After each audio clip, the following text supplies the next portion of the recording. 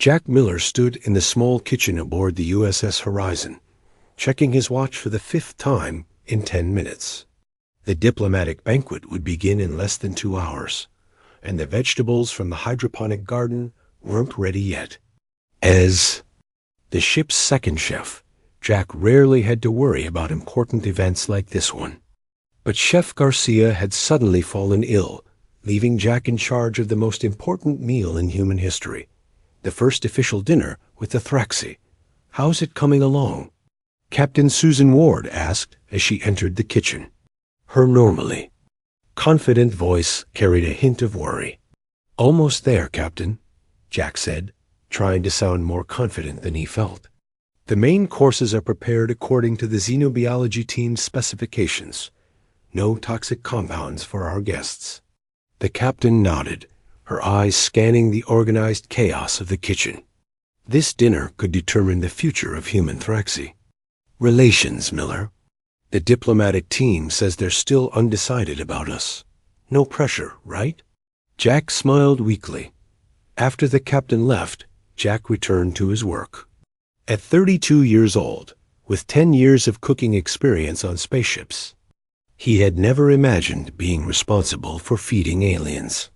He checked the special dishes again, made without any Earth proteins that might harm the Thraxi digestive system.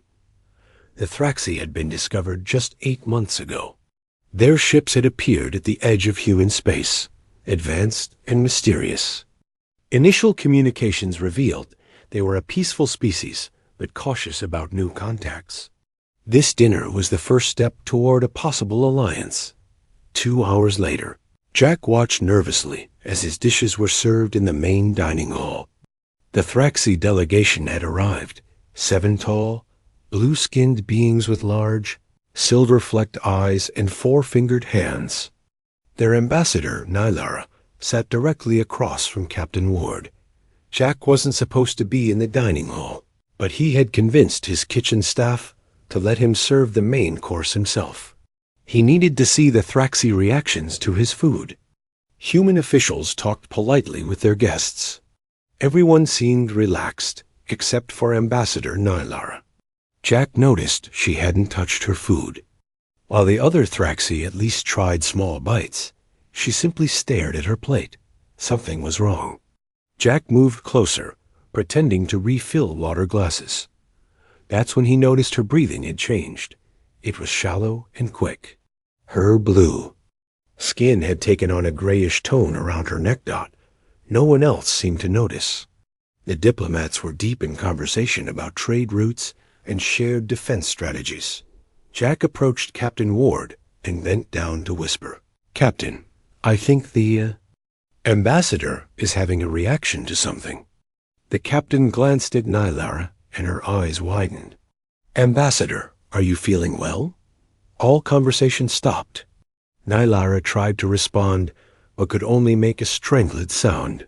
She suddenly clutched her throat and slid from her chair. The room erupted in chaos. The Thraxi delegation rose to their feet, their translator devices all speaking at once. The ship's doctor rushed forward, but stopped short, unsure how to treat an alien physiology. "What's happening?" the captain demanded. The Thraxi second in command spoke through his translator. "Our bodies cannot process something in this food. It is poison to us. But we followed all the guidelines your team provided," the human diplomat protested. Jack's mind raced. He had studied the Thraxi biological information thoroughly. There was nothing in the meal that should cause this reaction. "Unless the spices," he said suddenly. "It must be the Thraxi spice blend we were given to make the food taste familiar to them." Jack rushed back to the kitchen and checked the container of alien spices they had been provided. He sniffed it carefully and then ran it through the kitchen's basic analyzer. The results confirmed his suspicion. The spice had begun to break down in Earth's atmosphere, creating a compound similar to poison for the Thraxi respiratory system. He ran back to the dining hall. Nylara was on the floor, medical staff hovering helplessly around her. The other Thraxi looked angry and frightened. "It's the spices," Jack announced. "They've reacted with our atmosphere. I can help her." Without waiting for permission, Jack ran back to the kitchen. He quickly prepared a simple mixture of base elements: pure water, simple carbohydrates, and basic minerals that he knew would be safe for any carbon-based life form. When he returned, the situation had worsened. Nay'Lara's skin had turned a dull gray, and the Thraxi delegates were shouting about treachery and deception. "Let me try," Jack said, pushing through the crowd with his simple concoction. The Thraxi doctor blocked his path. "No more human food." Jack looked desperately at Captain Ward. "Captain, please. This might neutralize the reaction. It's just basic elements, nothing that could harm her further." The captain hesitated, then nodded. Let him try. The Thraxi doctor reluctantly moved aside. Jack knelt beside Nay'Lara and gently lifted her head. "Please drink this," he said, though he wasn't sure she could understand him. Her silver-flecked eyes, now clouded with pain, focused on him briefly.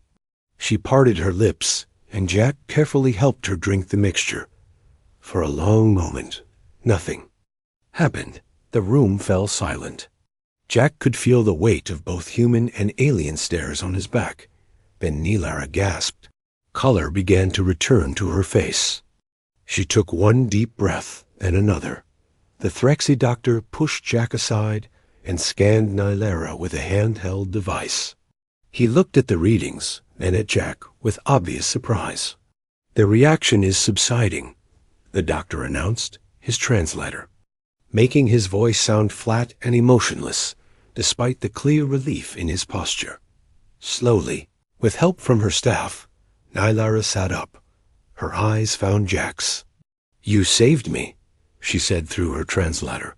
"How did you know what to do?" Jack shrugged, suddenly embarrassed by the attention. "Basic cooking chemistry. I figured something simple would help your system reset." What Jack didn't know was that in Thraxi culture, saving a life created a special bond, and providing life-saving nourishment was one of their most sacred connections. As Nay'Lara looked at the simple human chef, a human who had acted on instinct to save her when others had frozen in confusion, something shifted in her understanding of these strange beings from Earth. And as the diplomatic dinner resumed, with much simpler, safer food, the path of two civilizations began to change because of one simple meal and one observant chef. 3 days after the dinner incident, Jack found himself summoned to Captain Ward's office. He had barely seen the Thraxi delegation since that night. The medical team had taken over Nay'Lara's care, and the diplomatic meetings had continued without any more food disasters. "You wanted to see me, Captain?" Jack asked as he entered the office. Captain Ward wasn't alone. A tall man in a fleet admiral's uniform stood by the window. Jack recognized Admiral Frank Nelson, the highest-ranking officer in this sector. "Chef Miller," the admiral said, turning to face him. "Your quick thinking saved us from a diplomatic nightmare." Jack shifted uncomfortably. "Just doing my job, sir." "Your job was cooking meals, not treating alien medical emergencies," Captain Ward said with a small smile. "The Thraxi delegation has been asking about you." "About me?" Jack was surprised. "Why?" The admiral and captain exchanged glances. "It seems you've made quite an impression on Ambassador Nay'Lara," the captain said carefully. "She's requested that you be assigned as her personal chef during the remainder of their stay." Jack blinked. "But I'm just the second chef. Chef Garcia will be back on duty tomorrow." "This isn't a request we can easily deny," Admiral Nelson said. "The talks are going well, better than expected. If the ambassador wants you to cook for her, then that's what will happen." And so began Jack's new role as interspecies culinary liaison, a title someone in Fleet Command had created overnight. His regular duties were suspended, and he was given access to a private kitchen near the guest quarters where the Thraxi delegation was staying. On his first day in this new position, Jack arrived early to prepare breakfast for the ambassador. He had studied Thraxi dietary needs carefully and planned a simple meal of synthesized proteins and minerals that would be safe and nutritious. He was arranging the food on a serving tray when the door opened. Ambassador Nylara entered, her tall blue form moving with surprising grace for someone who stood nearly 7 feet tall. "Good morning, Ambassador," Jack said, trying to sound professional. "I've prepared your breakfast according to your medical team's specifications." Nylara studied him with those large, silver-flecked eyes. "You are the one who saved my life," she said. Her translator device made her voice sound flat, but Jack thought he detected warmth in her gaze. "I just made you a drink," Jack said modestly. "You gave me life sustenance when death was near," she corrected him. "In my culture, this creates a bond." Jack wasn't sure how to respond to that. "I'm happy to help in any way I can during your stay," he said finally. Over the next 2 weeks, Jack found himself spending most of his waking hours with Nylara. She insisted on watching him cook, asking endless questions about earth foods and spices. She brought him strange objects, shimmering crystals, and small metal sculptures, which she placed on his workstation without explanation. The other crew members began to notice. "I think you've got an admirer," Laver Evans, one of the medical officers, teased him in the mess hall. "She's just interested in our food," Jack protested. "It's a cultural exchange." Laura raised an eyebrow. "Is that why she follows you around like a lost puppy? And what's with all those gifts?" "Gifts?" Jack hadn't thought of the strange objects as gifts. "Those crystal things she keeps giving you? According to Dr. Bennett in Xenonthropology, they're traditional Thraxi courtship gifts." Jack nearly choked on his coffee. "Courtship? That's ridiculous. She's an ambassador. I'm a cook." But as the days passed, Jack couldn't help noticing the special attention Nylara gave him. She waited for him after his shifts ended. She invited him to join her during her free time, eager to learn about Earth culture. She seemed fascinated by everything about him, from his cooking techniques to his stories about growing up in Chicago. One morning, Jack arrived at work to find Captain Ward waiting for him. "We've received a formal invitation," the captain said without preamble. "The Thraxi High Council has requested your presence on their homeworld." Jack stared at her. "My presence? Why would they want me?"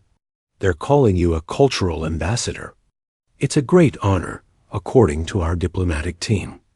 The captain hesitated. "Nylara would accompany you, of course." Before Jack could process this strange turn of events, Nylara appeared. She seemed excited, her blue skin almost glowing. "Have you told him?" she asked the captain eagerly. "Just did," Captain Ward said, then tactfully excused herself. When they were alone, Nylara approached Jack. She took something from a pouch at her waist, another crystal, but larger and more complex than the others she had given him. "This is for you," she said, placing it in his hand. "It symbolizes the journey we will take together." Jack looked at the beautiful crystal, then back at Nylara's hopeful face. "I don't understand what's happening," he admitted. "Why does the High Council want to meet me?" Nylara's expression changed to one of confusion. "Because of our bond," she said, as if it was obvious. "They wish to approve our union." "Our union?" Jack repeated slowly.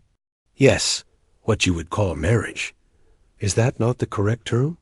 Jack felt the room spin slightly. "Marriage? But we barely know each other." Now Nylara looked truly puzzled. "You saved my life with food you prepared with your own hands. You have accepted my courtship gifts.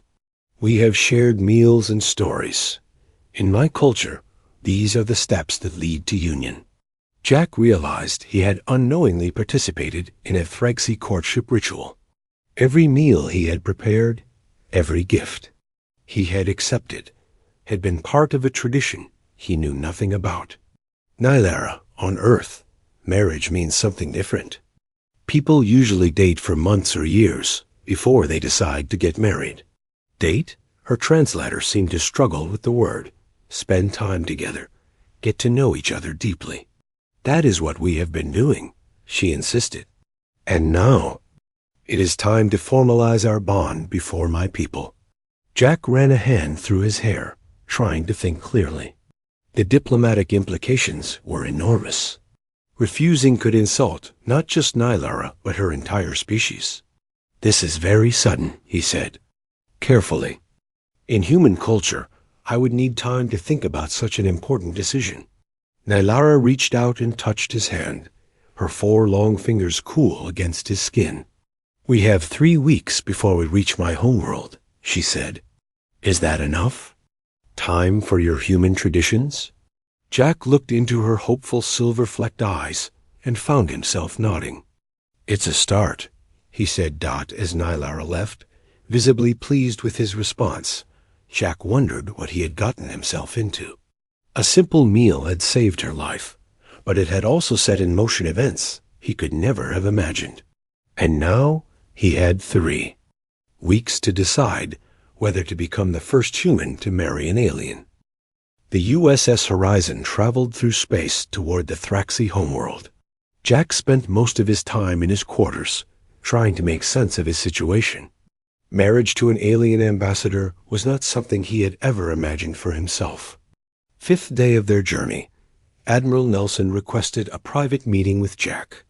Do you understand what's at stake here? The Admiral asked once they were alone in his office. I think so, sir, Jack replied. If I refuse to marry Nylara, I might offend the Thraxi. Admiral Nelson nodded. It goes beyond that. Earth needs allies in this part of space. The Thraxi have technology we've only dreamed of. Their medical advances alone could save millions of lives. Jack frowned. So you want me to marry her for political reasons? I can't order you to do it, the Admiral said carefully. But I want you to consider what this marriage could mean for humanity. Later that day, Jack sought out Dr. Olivia Bennett, the ship's expert on alien cultures. He found her in the science lab, studying Thraxi artifacts. I need to understand more about Thraxi marriage, Jack said after explaining his situation. Dr. Bennett adjusted her glasses. The Thraxi view marriage differently than we do. For them, it's not just about love or companionship. It's about forming connections between families and communities. But I don't love her, Jack said. I barely know her. In their culture, love grows from connection, not the other way around, Dr. Bennett explained. When you saved her life, with food you prepared yourself, you created the strongest connection possible in their eyes. Jack paced the small lab. What would being married to a Thraxi even mean? Would we live together? Would we be expected to? He couldn't finish the sentence. Dr. Bennett smiled kindly. Thraxi physical intimacy is very different from human intimacy.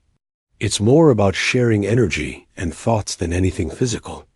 As for living arrangements, you would likely split your time between Earth and their homeworld. Jack tried too. Imagine living on an alien planet. What about children? He asked suddenly.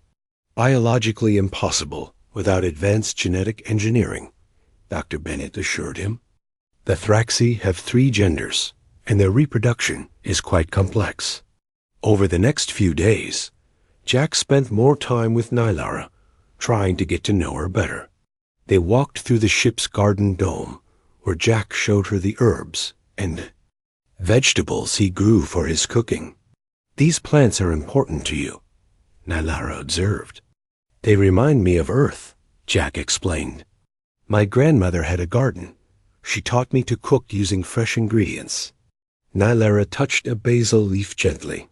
On my world, we have crystal gardens. The formations grow and change colors with the seasons. That sounds beautiful, Jack said. He was finding it easier to talk with her now. What else can you tell me about your world? Nylara described crystal cities that captured and reflected sunlight, vast oceans with glowing creatures, and forests of tall, spiral-shaped trees. Her descriptions made Jack curious to see this world for himself. "And your family?" he asked. "What are they like?" "My mother is a high counselor," Nilara said with pride. "She oversees agricultural affairs for our world. My father teaches art and music. They are eager to meet you." Jack swallowed nervously. "What have you told them about me?" "That you saved my life.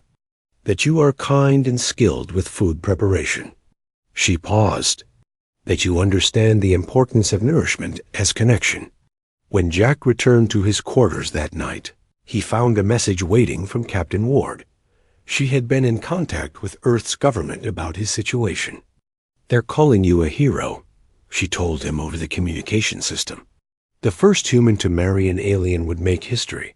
So now my love life is a matter of interstellar politics?" Jack said with a sigh. Captain Ward gave him a sympathetic, "Look, no one will force you to go through with this. But I have to tell you, the diplomatic corps is very excited about the possibilities." As they approached the Thraxi homeworld, Jack noticed a change in Nilara. She became more formal, more distant. When he asked her about it, she seemed reluctant to explain. "There are those among my people who oppose close relations with humans," she finally admitted. "They believe we should remain separate." "And what? Do you believe?" Jack asked. Nilara looked at him with those strange, beautiful eyes. "I believe that when you made that simple meal to save my life, you showed the true nature of humanity. Not the aggression or greed that some fear, but compassion and quick thinking." Her words touched something in Jack. For the first time, he began to see their potential marriage as more than a diplomatic arrangement or cultural misunderstanding. Perhaps it could be something meaningful, a bridge between two very different worlds. The day before they reached the Thraxi homeworld, Jack made a decision. He asked Captain Ward for permission to use the ship's main kitchen. There, he prepared a special meal using ingredients from both Earth and Thraxi supplies. When the meal was ready, he invited Nilara to join him in the small observation lounge overlooking the stars. "I wanted to make something that represents both our worlds," he explained as he served the carefully prepared dishes. "It's my way of showing that I'm open to this connection between us." Nilara looked at the food with wonder. "You have created harmony from different elements," she said. "This is a profound gesture in my culture." As they shared the meal, looking out at the stars, Jack felt a strange sense of peace about his decision. He still didn't know if he was doing the right thing, but he was beginning to feel that this unexpected path might lead somewhere worth going. "Tomorrow we reach your world," he said, "and I'll meet your family." Nilara placed one of her four-fingered hands gently on his. "They will welcome you as I have." Jack smiled at her. "I'm still learning about your customs, so you'll have to guide me. But I want to try to make this work, whatever this is between us."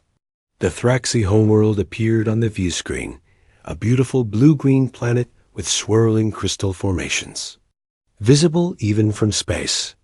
As Jack looked at this alien world that might soon become his second home, he realized how far a single meal had taken him, from ship's cook to potential diplomat, from human to citizen of the galaxy. And somewhere deep inside, he felt a flutter of excitement about the adventure that awaited. The Thraxi homeworld was more beautiful than Jack had imagined.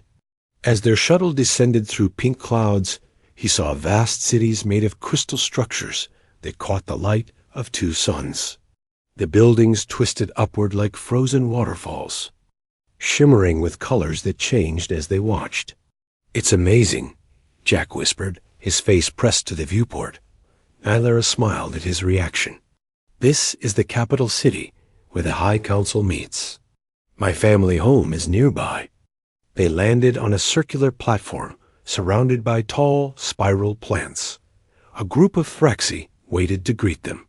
Jack recognized the formal robes that marked High Council members. "Remember, just follow my lead," Captain Ward murmured as they prepared to exit the shuttle. "This is a historic moment." Jack straightened his new uniform. For this occasion, he had been given the rank of Cultural Ambassador, complete with special insignia designed by the diplomatic corps. He took a deep breath and followed Nylara down the ramp. The Thraxi greeting party bowed in unison, a fluid motion that reminded Jack of waves on the ocean. He copied their movement as best he could. An older female Thraxi stepped forward. Her skin was a deeper blue than Nylara's, with patterns of lighter blue across her face.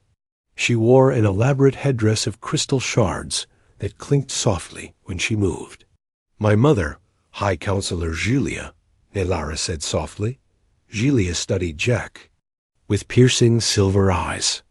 "So you are the human who saved my daughter with food," she said through a translator device more advanced than those on the ship. "Yes, High Counselor," Jack replied, trying to keep his voice steady. "Though it was a simple meal." "The simplest acts often have the greatest meaning," she replied. "Come, there will be a welcome ceremony in the Crystal Hall. Many wish to see the human who is to join our people."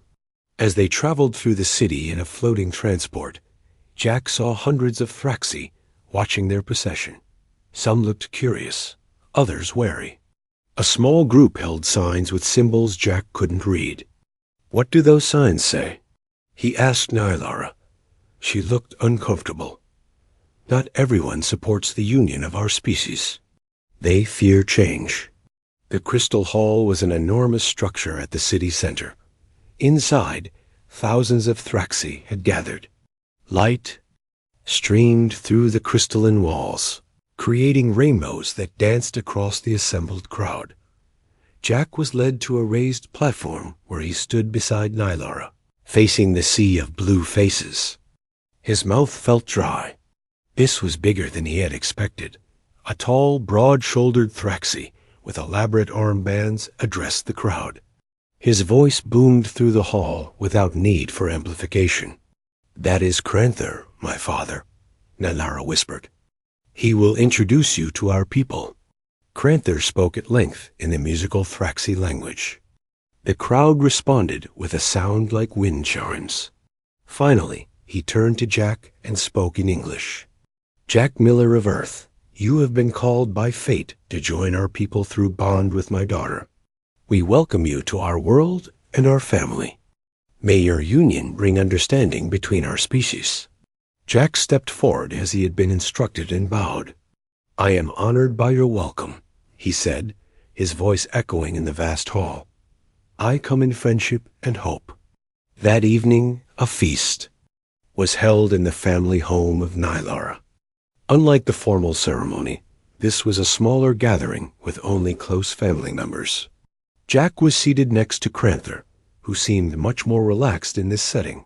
"My daughter tells me you create food combinations no one has tried before," Kranther said as they were served strange fruits that changed color as they ripened. "I enjoy experimenting with flavors," Jack admitted. "Cooking is an art form where I come from." Kranther nodded enthusiastically. "Art that nourishes the body as well as the spirit. We have that in common, Jack Miller. I create sound patterns that nourish the mind." As the meal progressed, Jack began to relax.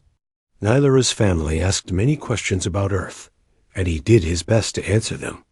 They seemed genuinely interested in his world and customs. After the meal, Nylara took Jack to a garden behind the house.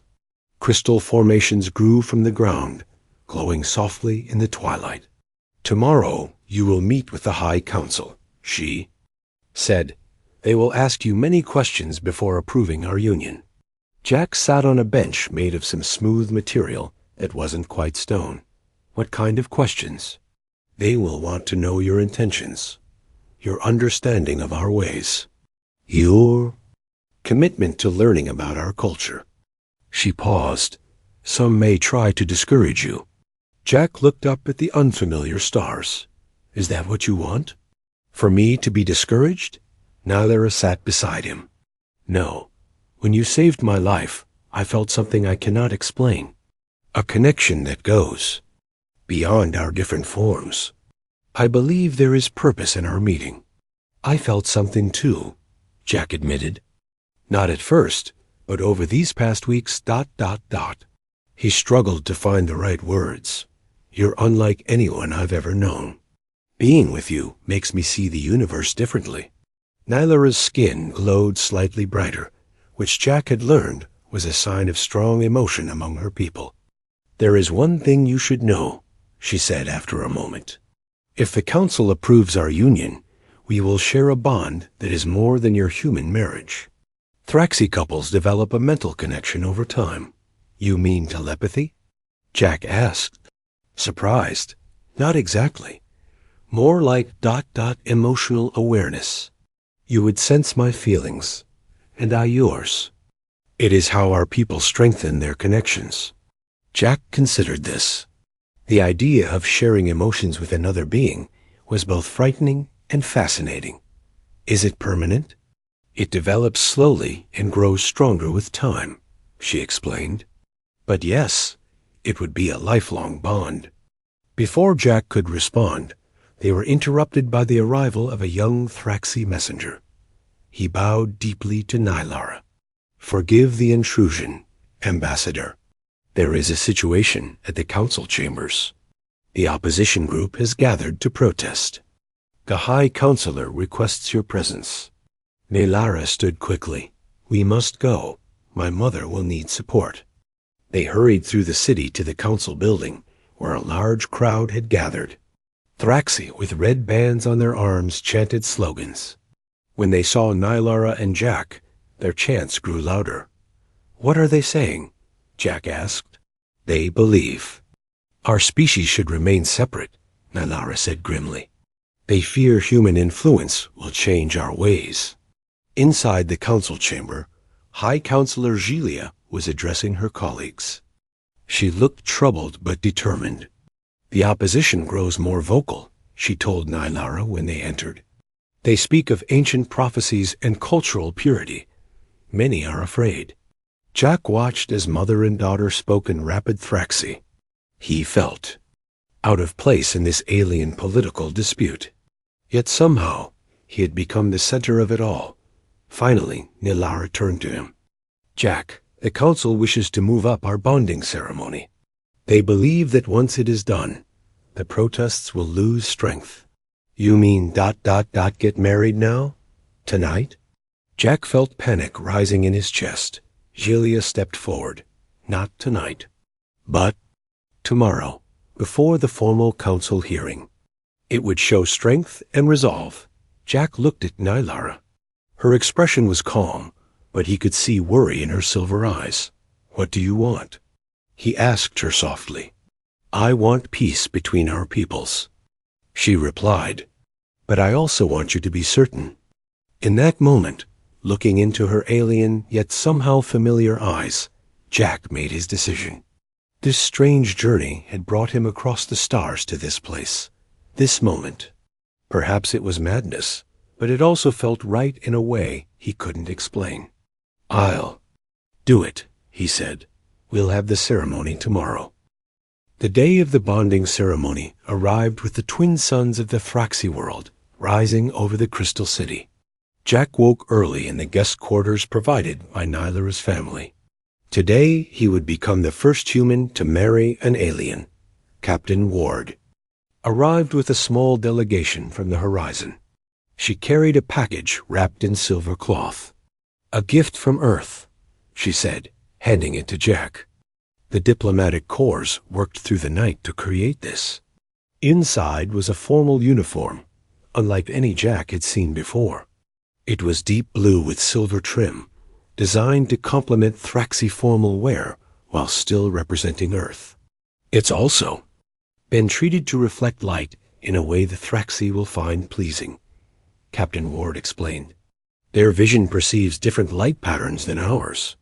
As Jack dressed, Admiral Nelson entered the room. He looked both tired and excited. Earth's government is watching this ceremony with great interest, the Admiral said. They've already begun discussions about a permanent embassy here. Jack adjusted his collar nervously. No pressure, right? The Admiral smiled. You've already done the hard part. You made the choice to bridge our worlds. Now just follow their customs and try not to trip. Dr. Bennett arrived next to brief Jack on the ceremony. The Thraxi bonding ritual is mostly symbolic, she explained. You'll exchange crystal tokens and share a specially prepared meal. Then you'll both place your hands in a bowl of luminescent water that will temporarily link your bioelectric fields. Will it hurt? Jack asked. Not at all. You might feel a tingling sensation. It's the beginning of the emotional bond Nylara told you about. A chime sounded, signaling it was time. Jack took a deep breath and followed his Earth colleagues out into the crystal garden where the ceremony would take place. The garden had been transformed overnight. Floating lights drifted among the crystal formations. A path of glowing stones led to a circular platform where Thraxi officials waited. Among them stood Nylara, dressed in shimmering robes that caught and reflected the light in mesmerizing patterns. Soft music filled the air, produced by Thraxi musicians playing crystal instruments that created haunting, beautiful sounds. Jack walked slowly toward the platform, aware that every eye was on him. When he reached Nylara, she smiled. You look well in our colors, she said softly. You look beautiful, he replied truthfully. In the light of her world, surrounded by her people, she seemed to glow from within.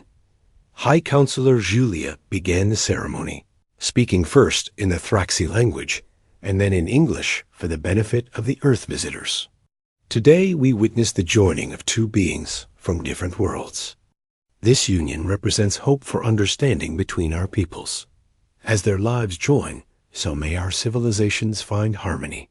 A Thraxi attendant brought forward a small crystal bowl filled with water that glowed with a soft blue light. Another presented 2 crystal tokens on a silver tray dot, following Dr. Bennett's instructions. Jack picked up one token and held it out to Nylara. She took it and gave him the other in return.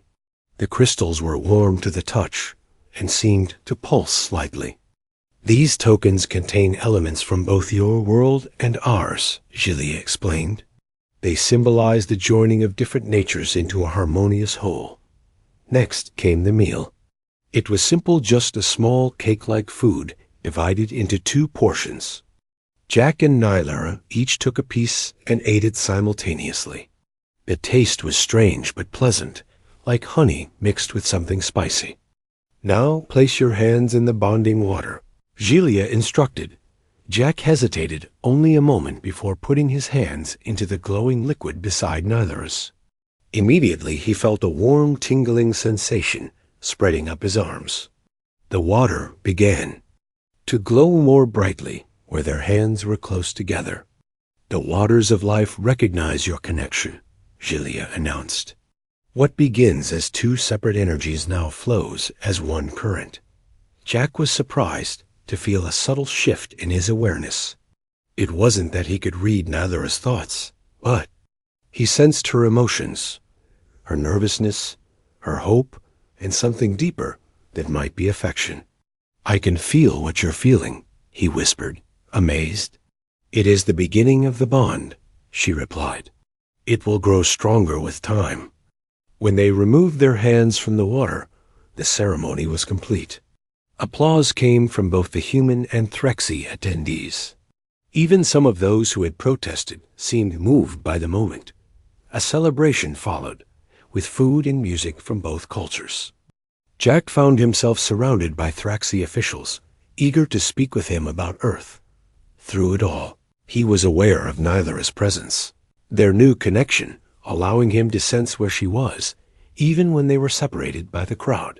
Late in the evening, Captain Ward found Jack watching the 3 moons of the Thraxi world rising over the city. How does it feel to be a galactic pioneer? She asked. Jack smiled. Strange, wonderful, terrifying. I never expected my life to take this turn. What will you do now? It was a question Jack had been pondering. Nylara needs to continue her diplomatic work. I've been offered a position as a cultural liaison, helping each side understand the other's customs and needs. And the cooking? That, too. Food brings people together, even when those people come from different planets. Jack touched the crystal token he now wore around his neck. One meal changed everything for me.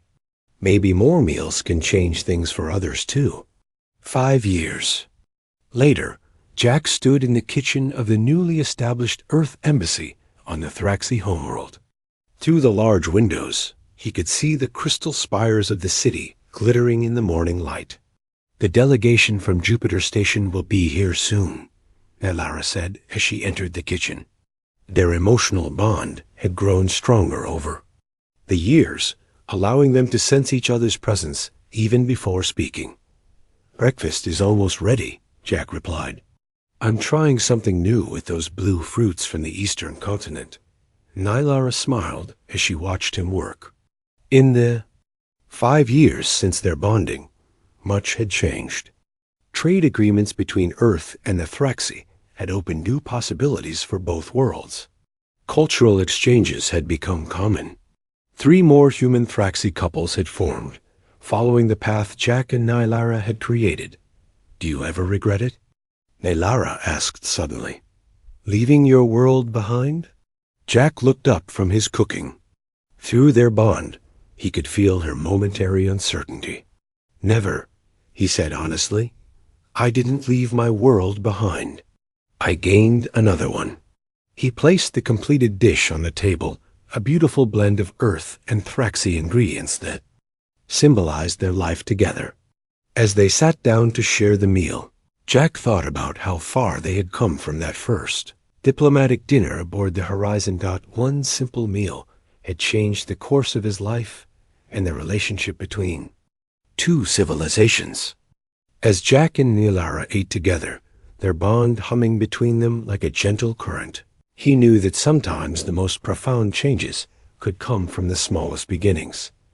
All it had taken was a single meal, prepared with care by a ship's cook who had never imagined where his skills would lead him across the stars to a new life and a love that transcended the boundaries of worlds.